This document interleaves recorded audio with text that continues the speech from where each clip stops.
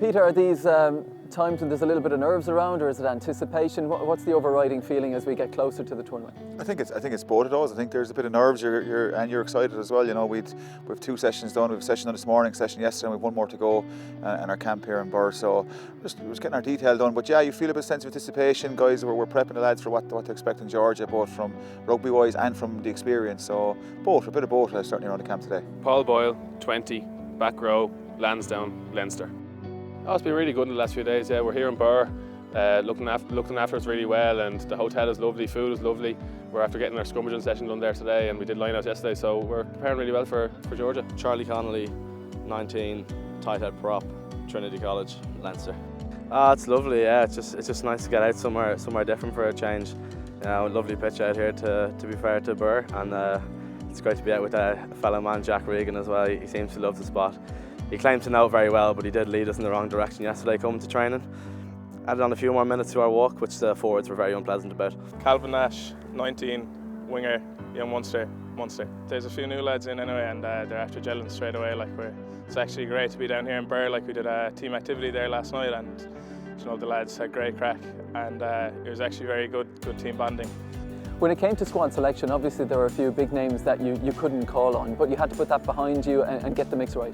Yeah, absolutely. Listen, coming from our captain, really, Paul Boyle, we selected Paul as captain, and we had this chat yesterday around, this is our squad now, and we're going to really focus on this group, putting a stamp down this Junior World Cup and making their own mark. So guys have come and guys have been out and through injuries and different reasons, but we have a squad selected. We're very comfortable with the squad, and we think there's a lot of good young faces in here who are very, very keen to make their mark. We built definitely a lot the whole way through the Six Nations. I feel like we still have a lot more to give, to be honest. I mean, a few things kind of didn't go our way and not the way we wanted them to be, but it was a great learning curve. I think we'll definitely see what we're made of then in the World Cup.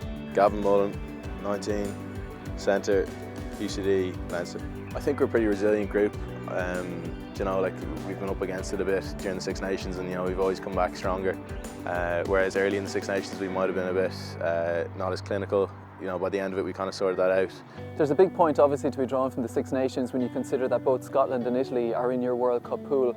Those are 2 very tight Six Nations games, so obviously looking at the pool in general, New Zealand will feel, being New Zealand, that they're the favourites, but beyond that the other 3, everyone will feel they've got a chance here. Yeah, absolutely, I think, and as you said, we really had to work hard to get over Scotland and Italy, and Scotland and Italy would both feel that we kind of snuck those games in the end, and we'd acknowledge they were tough games, so we've got to make sure we get our organised and focus on game 1, which is against Italy in a week's time. So that's going to be our whole focus. We're aware of the whole group and where Scotland's after them and New Zealand's after that, and but if we get beyond that game 1 against Italy, we could get a kick in the backside. So we got to respect them, be very focused on them, and really try and get our World Cup after a good start and build momentum. Going into next week, it's all about Italy, because we played them in the Six Nations and they're a big, tough side, and we got away with a 1-point win with a bit of Jordan Larmour magic now, and we don't have them this time around. So we're really going to focus on Italy, and that's all we can think of at the moment.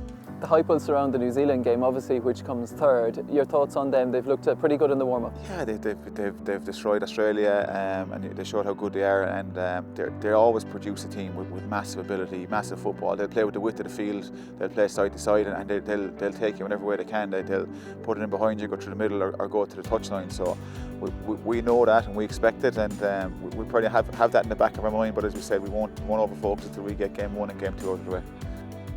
It was a fantastic run last year, getting all the way to the final, beating New Zealand as well, but this is a new squad now. How much of an inspiration would last year's team have been to you guys? Yeah, obviously they're massive footsteps to fill, but I mean, they're a great side, and hopefully we'll go that one step better. The ambition to go on there is to win it. No point going there just to play your 3 group stages and have a good time. No, we're going there to win it, and we'll do our best to do that.